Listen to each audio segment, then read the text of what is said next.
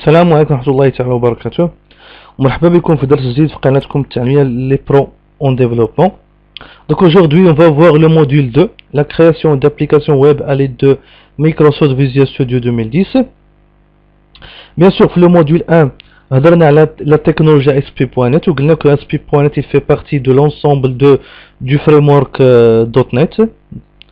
La technologie permet de créer des applications web dynamiques. Une application web dynamique qui repose sur une architecture client-serveur. Le client, c'est le navigateur, il demande une page web, et le serveur, il doit interpréter le code de l'application web et l'exécuter et le compiler pour à la fin envoyer la réponse sous forme c'est une forme qui a format HTML au client. Pour un exemple de serveur web, c'est le 2JS. Donc aujourd'hui on va voir plus de détails. Une partie qui est pratique, c'est comment utiliser l'outil ou bien l'éditeur Visual Studio 2010. Voici le plan du module. Donc le premier chapitre c'est la sélection d'un langage de programmation. Donc comme que au moment du développement d'une application, j'ai le choix de choisir un langage de programmation, soit le Visual Basic, le C#, le C++, le F#, donc plusieurs langages de programmation. Maintenant je vais mettre le point sur seulement deux langages de programmation, le Visual Basic et le C#. Deuxième chapitre, c'est une présentation générale de Visual Studio 2010. Troisième chapitre, donc on va commencer par la création d'une application web qui est simple, et à la fin un atelier qui est pratique. Sélection d'un langage de programmation. Donc il y a la possibilité de choisir un langage de programmation au moment du développement d'un projet web. Parmi ces langages, on trouve c'est le Visual Basic. Le Visual Basic 10.0 permet de développer tous les types de services d'application .NET Framework. Ça veut dire quoi que à l'aide de Visual Basic aussi je peux développer des applications web, aussi des applications Windows ou des services web. Bien sûr c'est un langage qui est orienté objet, qui est utilisé pour développer les types d'applications. Le CLR permet de réduire le gaspillage de mémoire causé par les objets non demandés. Et comme vous le savez que le Visual Basic.net c'est un successeur, c'est le successeur du Visual Basic simple, le Visual Basic 6, ainsi de suite. C'est bon. Parmi les nouveautés, c'est le CLR, c'est le Common Language Runtime. Le CLR, il permet les fonctionnalités du CLR. Parmi les fonctionnalités, la plus importante c'est la gestion des ressources mémoire. Ça veut dire quoi? Ce qu'on appelle le garbage collector, il permet de nettoyer la mémoire. Ça veut dire quoi? Il nettoie la mémoire, on utilise seulement que les ressources nécessaires, les objets nécessaires au moment du projet. Troisième fonctionnalité, l'éditeur de texte Visual Basic comprend le codage en couleur des mots-clés, des variables, des constantes et des instructions. Et au moment de l'écriture de code, on a les instructions avec une couleur, les variables avec maintenant en bleu, les commentaires maintenant en vert, ainsi de suite. Il y a un essai pour plus d'apparence et de ne pas confondre les instructions des mots-clés avec le contenu des données qu'on utilise ou bien qu'on manipule au moment de la création de notre application web. L'autre fonctionnalité c'est la syntaxe de Visual Basic qui est basée sur des constructions anglaises. Exemple, pour déclarer une variable, مثلا, c'est dim as string. Ça veut dire quoi? Je déclare une variable de type chaîne de caractères. Donc string, ça veut dire quoi? J'utilise des instructions en anglais. Visual Basic ne respecte pas la classe. Il n'y a pas de différence entre une variable minuscule et majuscule. La variable test majuscule, elle n'est pas différente. C'est la même chose qu'une variable test minuscule. Et bien sûr, le C# il fait la différence entre on doit respecter la syntaxe, on va respecter la classe le C#.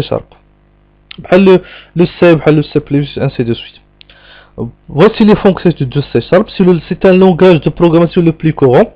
La plupart des développeurs utilisent le C# pour développer des applications qui se basent sur le framework .NET, soit des applications Windows ou bien des applications web.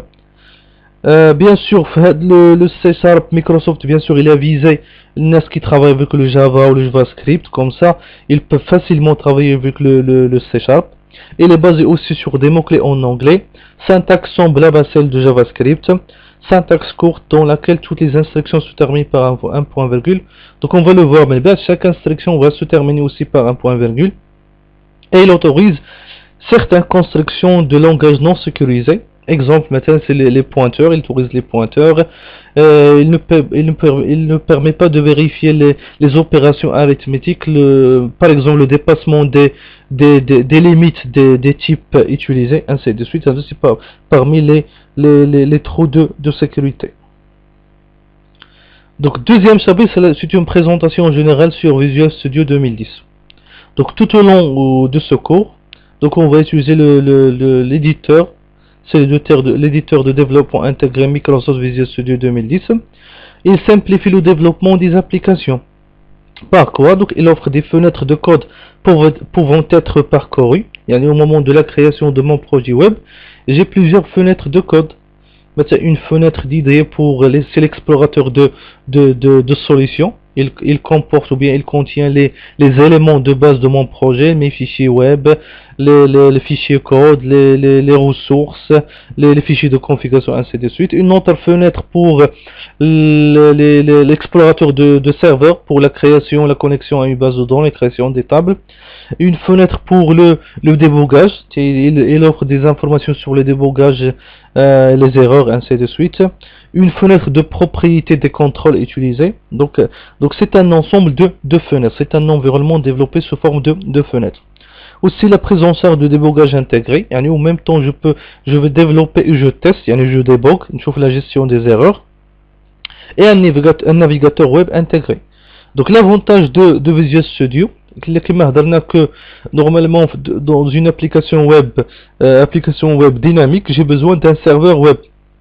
Le serveur web, il va compiler le code pour renvoyer au client du code HTML. Parmi les avantages de Visual Studio qu'il dispose lui-même de son propre serveur web qui est intégré. Et je peux facilement créer une application web en local, dans le système de fichiers, un C2 point, un répertoire, comme ça je peux visualiser le résultat, je peux déboguer et voir le résultat grâce au serveur web intégré dans Visual Studio 2010. Un seul éditeur est nécessaire, un seul IDE pour plusieurs types de projets. Soit je veux développer des applications Windows ou bien des applications web ou bien des services web, un seul éditeur qui va faire tout. Un seul éditeur pour, soit en utilisant Visual C Sharp ou la Visual C++ ou la Visual Basic ou bien F Sharp, quel que soit le type de projet, quel que soit le type de langage, je vais toujours utiliser le même éditeur. Il existe une version gratuite, c'est la version Express de Visual Studio. La version Express, supposons que je veux développer en web, c'est télécharger Visual Web Developer. Si je veux développer une application Windows C Sharp, je dois télécharger le Visual C Sharp. Pour le Visual Basic, je dois utiliser le Visual Basic. Le Visual Studio 2010, il offre la possibilité de développer quel que soit le type de projet ou bien quel que soit le type de langage. J'ai besoin seulement d'un seul éditeur. Et à la fin, il améliore l'efficacité des développeurs. Donc grâce à les performances de cet outil, je peux développer des applications efficacement et avec une grande rapidité, bien sûr. Maintenant, on va voir la page de démarrage de Visual Studio. Comme vous voyez faire de l'image, j'ai une zone qui est réservée à la prise en main, une autre pour les guides de ressources, l'autre il offre les dernières informations et l'autre c'est pour les projets récents. Donc là je vais faire une démonstration. Je vais utiliser une machine virtuelle 2008 Server. Donc pour lancer Visual Studio 2010, qu'est-ce que vous allez faire? C'est tous les programmes. Donc démarrer tous les programmes. Je vais chercher Microsoft Visual 2010. Donc le voilà. Oui. Donc là j'utilise la version, c'est la version 2010 et Ultimate. Donc comme vous voyez, c'est la page de démarrage. C'est notre page de démarrage. C'est l'onglet, c'est prise en main. Et l'offre, c'est vraiment, c'est pour une première utilisation de Visual Studio. Je vous conseille ce sont des liens, des outils, ce sont des ressources didactiques, des ressources d'aide que vous pouvez consulter sur le net. C'est bon? Soit pour les Windows, le web, nuage, Office, SharePoint, les données. Aussi, il y a les guides de ressources, et ce qui concerne les langages de programmation. Aussi, c'est une aide sur les langages de programmation. Il y a des ressources sur le MSDN, c'est l'aide officielle de Microsoft. Et bien sûr, il y a les dernières informations. Je peux m'abonner les flux RSS. Les flux RSS, ce sont les news. Il y a les news en développement en .NET. Aussi, ce sont les projets que j'ai déjà utilisés. Ce sont les projets récemment développés. Bon? Et bien sûr, c'est la version de Visual Studio 2010.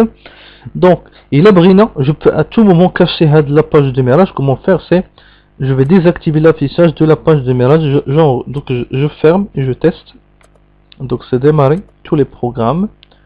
Visual Studio 2010. Donc, je lance. Donc, oui. Et voilà, comme vous voyez, la page de démarrage elle a disparu. Donc pour l'afficher, juste dans le menu affichage, c'est page de démarrage. C'est bon. Donc grosso modo, c'est une première présentation de Visual Studio. C'est la page de démarrage. Et bien sûr, pour fermer, soit afficher, je peux faire ces fichiers et quitter l'éditeur de Visual Studio 2010. Donc il y a هنا انتهت الدرس ديال اليوم. Donc je فنا que pour développer une application Windows ou bien une application Windows, un seul éditeur qu'on va utiliser, c'est le Visual Studio 2010. Bien sûr, le Visual Studio 2010, c'est un éditeur qui est complet. Il permet de développer des applications web, soit des applications web, bien sûr des applications web ou bien des applications Windows. Il offre la possibilité aussi de choisir le type de langage de programmation. Les types de langage qu'il y a la possibilité de développer en Visual Basic, le Visual Basic.net ou bien le Visual C#. Donc, Inch'Allah, dans plus de détails. On va commencer par la création d'un projet web. On va voir le projet web, la solution, ainsi de suite. الى ذاك الحين اي سؤال عندكم اي كومونتير خلوا لنا لي كومونتير ديالكم في قناتكم التعليميه لي برو اون ديفلوبمون. والسلام عليكم ورحمه الله تعالى وبركاته.